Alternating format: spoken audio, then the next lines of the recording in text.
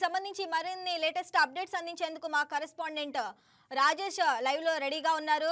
రాజేష్, చెప్పండి, ఉప ఎన్నికల్లో కాంగ్రెస్ అయితే ఘన విజయం సాధించింది, దాని గురించి అప్డేట్స్ ఏంటి?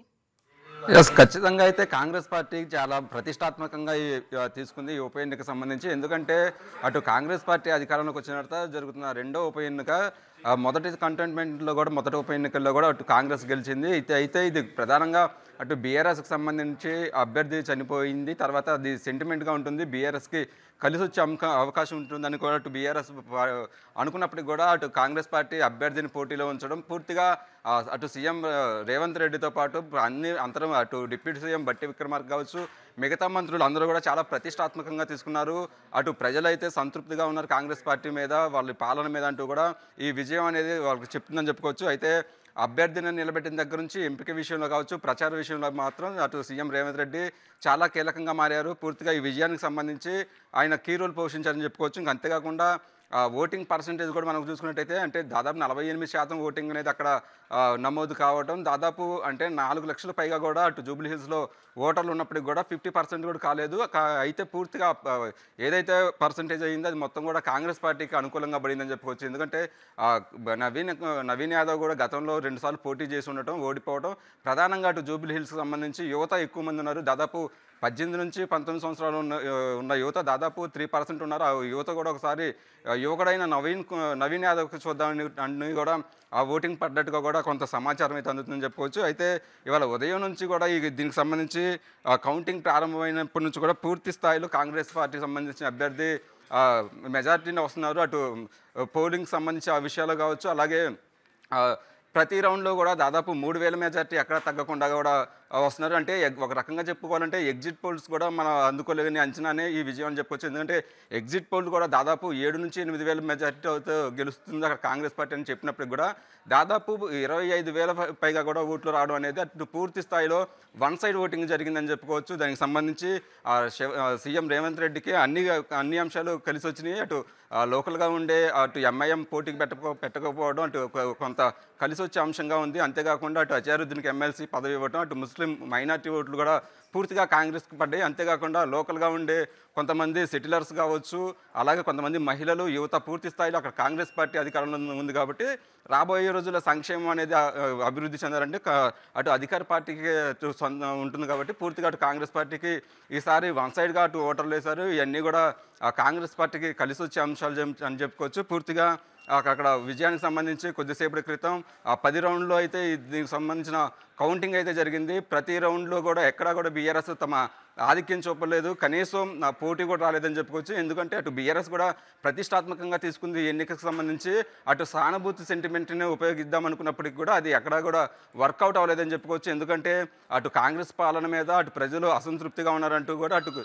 దీన్ని ప్రతిష్టాత్మకంగా కేసీఆర్ రాకపోయినప్పటికి కూడా కేటీఆర్ చాలా ప్రతిష్టాత్మకంగా దీన్ని తీసుకున్న నేపథ్యంలో అటు సీఎం రేవంత్ రెడ్డి అలాగే కేటీఆర్కి సంబంధించి హోరాహోరీగా ప్రచారాలు చేయడం, విమర్శలు చేసుకోవడం, దానికి సంబంధించి కూడా వీళ్ళిద్దరి మధ్య ప్రధాన పోటీ ఉందని చెప్పుకోవచ్చు. ఇంకా దాదాపు 7% బీజేపీకి కూడా ఇక్కడ అవకాశం ఉందని కూడా ఎగ్జిట్ పోల్స్ చెప్పినప్పటికి కూడా బీజేపీ కూడా ఎక్కడా కూడా పోటీ ఇవ్వలేని పరిస్థితి అయితే ఉంది. పూర్తిగా కాంగ్రెస్కి బీఆర్ఎస్కి సంబంధించి మాత్రమే ఇక్కడ పోటీ జరిగింది. ఇక దీనికి సంబంధించి అంటే దాదాపు ఆ జూబ్లీ హిల్స్కి సంబంధించి ఎక్కువ మంది కూడా అటు సెటిలర్స్ ఉండడం కూడా ఒక అవకాశంగా ఉంది. అంతేకాకుండా ప్రతిష్టాత్మకంగా కొంతమంది మంత్రులు కూడా ఈ విజయానికి పనిచేశారని చెప్పుకోవచ్చు. ప్రధానంగా చూసుకుంటే పొంగులేటి వచ్చేసరికి రహమత్ నగర్లో పూర్తి మెజార్టీ రావడంలో ఆయన కీలక పాత్ర పోషించారు. ఇక వెంగళరావు నగర్కి సంబంధించిన ఓటర్లను తిప్పుకోవడంలో అటు తుమ్మల కావచ్చు, వాకేటి శ్రీహరి కూడా అక్కడ కీలక పాత్ర పోషించారు. ఇక షేక్పేటలో మాత్రం కొండా సురేఖ కొంత అక్కడ ప్రతిష్టాత్మకంగా ఆమెకి బాధ్యతలు ఇచ్చిన నేపథ్యంలో అక్కడ నుంచి కూడా పూర్తిగా కాంగ్రెస్ పార్టీకి అనుకూలంగా ప్రచారం చేసిన పరిస్థితి ఉంది. ఇక ఎర్రగడ్డకు సంబంధించి కూడా అటు మంత్రి రాజనరసింహ కూడా అక్కడ పూర్తిగా అక్కడ ప్రతిష్టాత్మకంగా తీసుకున్న పరిస్థితి ఉంది. యూసఫ్ గూడకు సంబంధించి ఉత్తమ్ కుమార్ కావచ్చు, అటు పొన్నం కావచ్చు, వీళ్ళిద్దరూ కూడా చాలా ప్రతిష్టాత్మకంగా తీసుకున్నారంటే పూర్తిగా అటు ప్రతి ఏరియాకి సంబంధించి ఒక మంత్రిని ఇన్ఛార్జ్గా ఇవ్వడం, పూర్తి స్థాయిలో అటు కాంగ్రెస్ పార్టీకి సంబంధించి రేవంత్ రెడ్డి ప్రతిష్టాత్మకంగా తీసుకొని ప్రచారం చేసే అంశాలు కావచ్చు, అలాగే పూర్తిగా అక్కడ జరుగుతున్న అభివృద్ధి వీటన్నిటి మీద కూడా కలిసి వచ్చిందని చెప్పుకోవచ్చు. అటు ముస్లిం ఓటర్లు, మైనార్టీ ఓటర్లు కూడా కాంగ్రెస్ పార్టీకి కలిసి వచ్చారు. అటు యువకుడైన నవీన్ కుమార్ యాదవ్కి ఈ విజయం అనేది తొలి విజయం అని చెప్పుకోవచ్చు. ఎందుకంటే గతంలో ఆయన 2 సార్లు పోటీ చేసినప్పటికీ కూడా ఇప్పుడు ఈసారి కాంగ్రెస్ పార్టీ నుంచి పోటీ చేయడం చాలా వరకు కూడా సింపతితో పోటీ ఉంటుంది కాబట్టి బీఆర్ఎస్కి ఎక్కువ అనుకూలంగా ఉంటుంది అనుకున్నప్పుడు కూడా చివరి 5 రోజులు 6 రోజుల్లో మాత్రం పూర్తిగా అటు టర్న్ అయిందని చెప్పుకోవచ్చు.